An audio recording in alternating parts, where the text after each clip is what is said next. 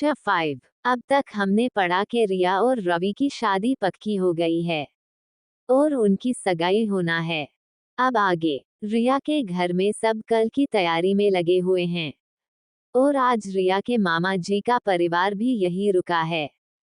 रिया अपने रूम में जाती है और उसके साथ रागनी भी होती है। रागनी और रिया कल के लिए ड्रेस चुनने लगती हैं। तभी रिया रागनी को अपना वही पिंक लहंगा दिखाती हैं जो रिया और अवनी ने मॉल से लिया था। रागनी को भी वो बहुत पसंद आता है। तभी रिया रागनी से बोलती हैं, रागनी तुम मेरा इंतजार करो, मैं थोड़ी देर से आती हूँ। रिया बाहर बालकनी में जाती है और अवनी को कॉल करती है। जब अवनी कॉल उठाती है तो रिया उसे बताती हैं कि कल मेरी सगाई है और तुम्हें आना है। जिस सुनकर अवनी बोलती हैं, बधाई हो यार, मुझे तो पहले ही पता था कि मेरी बेस्टी दुनिया में सबसे बेस्ट है, कोई उसे मना कर ही नहीं सकता। जिस सुनकर रिया के फेस में स्माइल आ जाती है और रिया कहती हैं, चल अब ज्यादा बटर मत लगा और सधे से सुबह में आ जाओ, नहीं तो मुझसे बुरा कोई नहीं होगा। जिस पर अवनी बोली, ओके बाबा मैं आ जाऊंगी, ठीक है। और बाय बोलकर कॉल कट कर देती हैं। कॉल कट करने के बाद रिया वापस से रागनी के पास आ जाती हैं और दोनों एक दूसरे से बात करने लगती है और बात करते करते वहीं पर सो जाती हैं रुद्र के घर में। रुद्र को किसी का कॉल आता है जिसे सुनने के बाद रुद्र को बहुत गुस्सा आता है। दूसरी तरफ का आदमी रुद्र को बताता है कि वो इंस्पेक्टर फिर से भैया की बदनामी करने की योजना कर रहा है, जिसे सुनकर रुद्र को बहुत गुस्सा आता है। फिर रुद्र उस आदमी से कहता है, ठीक है मैं वो सब देख लूंगा, तुम ये बताओ जो मैंने तुम्हें पता करने के लिए कहा था। जिस पर वो आदमी बोला, बॉस मैंने आपको सारी जानकारी मेल कर दी है। रुद्र के बोलकर कॉल कट कर देता है और अपने लैपटॉप में मेल चेक करने लगता है। मेल में लिखा था, नाम सूरज भान ठाकुर एसपी, पत्नी और एक बेटी जिसकी शादी होने वाली है। परिवार के बाकी सदस्य छोटा भाई चंद्र नारायण ठाकुर और उसकी पत्नी और एक बेटा, उनकी एक बहन भी है जिसकी 2 बटियां हैं और पति की 15 साल पहले एक दुर्घटना में मौत हो गई है। और ये सब पढ़ने के बाद उसके चेहरे में एक शैतानी मुस्कान आ जाती है और रुद्र कहता है, मिस्टर सूरज प्रताप ठाकुर तुम्हें दूसरों दी बदनामी करने का बहुतों शौक है ना, मैं बताऊंगा तुम्हें कि बदनामी होती क्या है, तुम बस देखते जाओ। और लैपटॉप साइड में रखकर नीचे डिनर के लिए चला गया। नीचे सब खाने के लिए उसका इंतजार कर रहे थे। उसके आने में सब ने खाना शुरू किया। तभी राजवीर जी बोले, क्या बात है रुद्र, आजकल थोड़े परेशान से लग रहे हैं। जिस पर रुद्र बोला, नहीं भैया ऐसी कोई बात नहीं है। तभी मिष्टी सबको मॉल में जो हुआ वो बताने लगी तो सभी हंसने लगे और रुद्र मिष्टी को मना कर रहा था बताने के लिए, लेकिन मिष्टी कहाँ मानने वाली थी। तभी रुद्र की भाभी सीमा जी बोली, क्या बात है देवर जी, आपने तो हमारे लिए अच्छी देवरानी धुरी जो आपको सुधार सके, क्यों दादी हम ठीक कह रहे हैं ना। बिल्कुल सही कह रही है आप सीमा बेटा, ये नालायक इसी के लायक हैं। और एक बार फिर सब लोग हंस दिए तो रुद्र वहां से चला गया और अपने रूम में आकर कहता है, भाभी भी ना क्या बोलती रहती है, लेकिन रिया के बारे में सोचकर उसके फेस में स्माइल आ गई और बेड लेटे लेटे उसे पता ही नहीं चला कि वो कब सो गया। अगली सुबह रिया के घर। सुबह से ही रिया के घर में भगदड़ मची हुई है, सभी लोग सगाई की व्यवस्था में लगे हुए हैं और अपने अपने काम में व्यस्त है। शाम का वक्त हो गया है और मेहमान का आना भी शुरू हो गया है। तो रिया की मामी जी बोलती हैं, रागनी लड़के वालों के आने का समय हो गया है तो तुम लोग जकार रिया को तैयार करो। जिस पर रागनी रिया के रूम चली जाती है और उसे तैयार करने लगी। तब तक वहां अवनी भी आ गई थी और आकार रागनी से मिली है। फिर रिया के पास जाती है और कहती हैं, वाह रिया तुम कितनी सुंदर लग रही हो, आज तो पाका जीजू की नजर तुमसे नहीं हटने वाली। वो तो तुम्हें आज ही अपने साथ ले जाने की कह देंगे। और स्माइल करने लागी। जिस पर रिया बोली, उड़ा लो मजाक, मेरा भी समय आएगा। और गुस्सा हो जाती है। तो अवनी बोली, अरे मैं तो मजाक कर रही थी, तुम आज बहुत सुंदर लग रही हो। तभी सुमन वह आकर बताती हैं कि दीदी जीजू आ गए।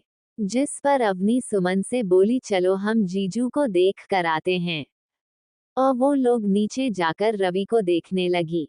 घर के बाकी सभी मेहमान की खातिरदारी मुझे लगे है।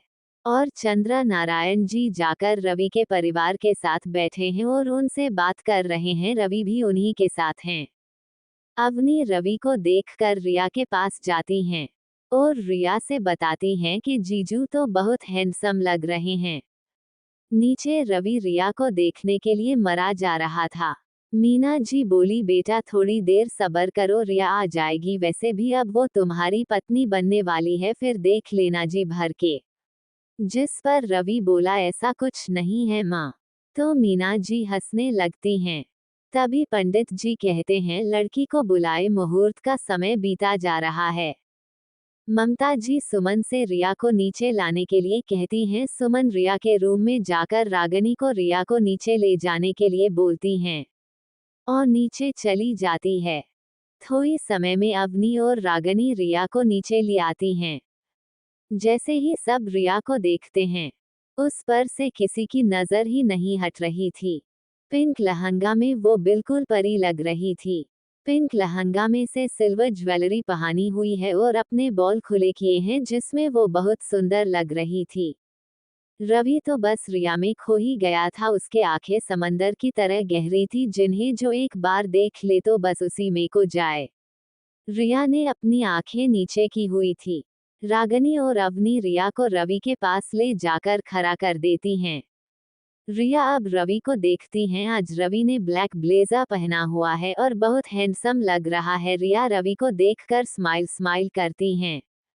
तभी पंडित जी कहते हैं, जल्दी करे, मुहूर्त निकला जा रहा है। तो सुमन रिंग लेकर आती हैं। पहले रिया रवि को रिंग पहनती है तो सभी क्लैप करते हैं, फिर रवि रिया को रिंग पहनाता है।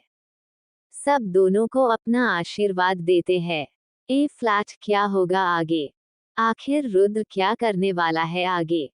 और क्या रवि और रिया की शादी हो जाएगी या होने वाला है कुछ बड़ा?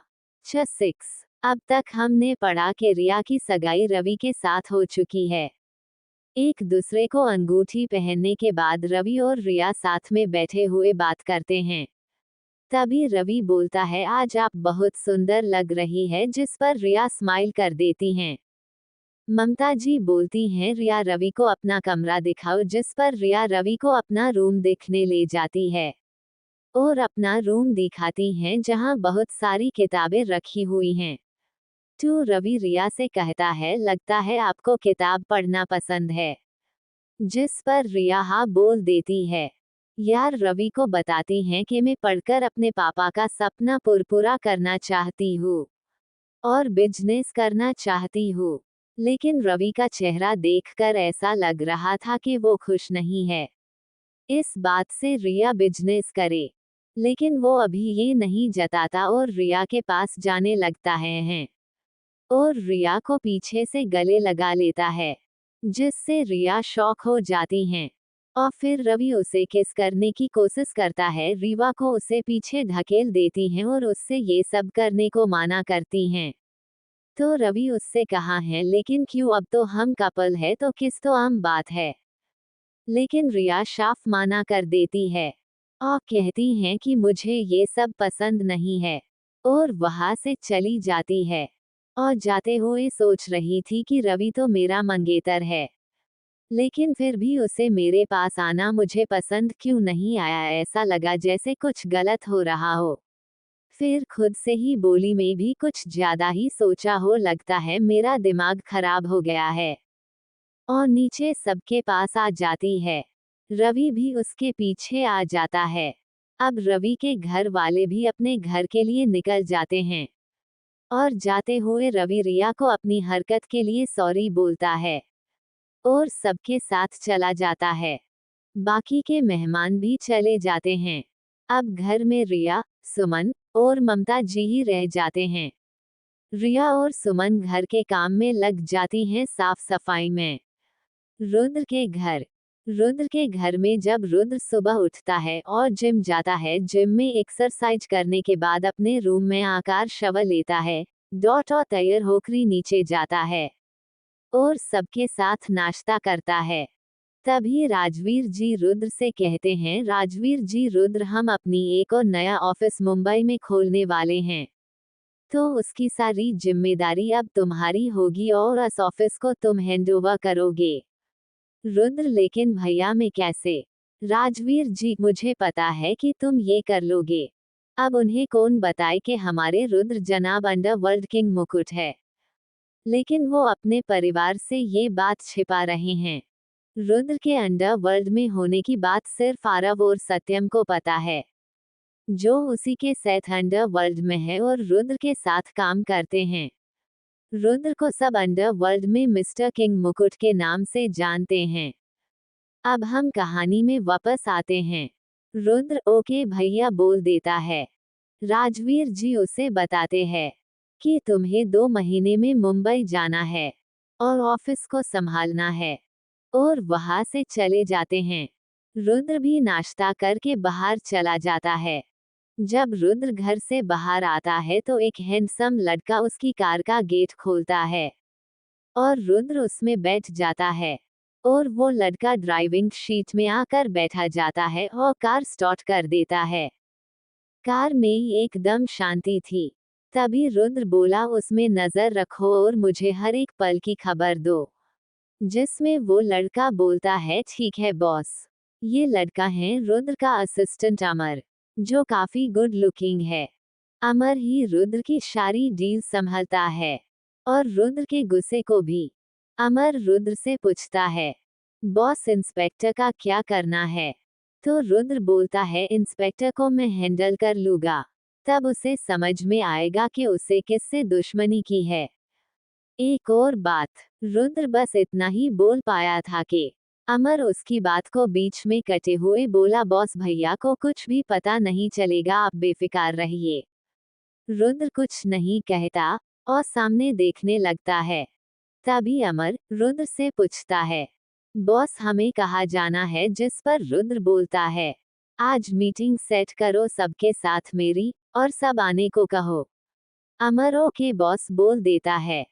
थोड़ी देर बाद वो सभी एक कमरे में होते हैं, जहाँ बहुत अंधेरा होता है, और इस अंधेरे में एक लड़का ब्लैक कोट पहने हुए बैठा है, जिसके एक हाथ में शराब और दूसरे हाथ में सिगरेट है, जो उसके लुक को और आकर्षक बना रहा था। कोई भी उसका चेहरा नहीं देख पा रहा था, सबको सिर्फ उसकी रोबदार आवाज ही सुनाई दे रही थी। उसका उर्रा ऐसा था कि कोई भी डर जाए। उसके सामने सभी सर नीचे करके खड़े थे। तभी वो शख्स बोला, मुझे उसकी हर एक पल की खबर चाहिए। जिस पर सबने हाँ में सिर हिला दिया, लेकिन किसी की कुछ भी बोलने की हिम्मत नहीं हुई। वही दूसरी तरफ रिया के घर सारा काम खत्म करने के बाद सभी अपने रूम चले गए, डॉट और जाकर सो गए। लेकिन रिया की तो नींद ही उड़ गई थी। वो तो बस यही सोच रही थी जो हरकत रवि ने की थी। पता नहीं क्यों, पर उसे बहुत अजीब लग रहा था वो सब।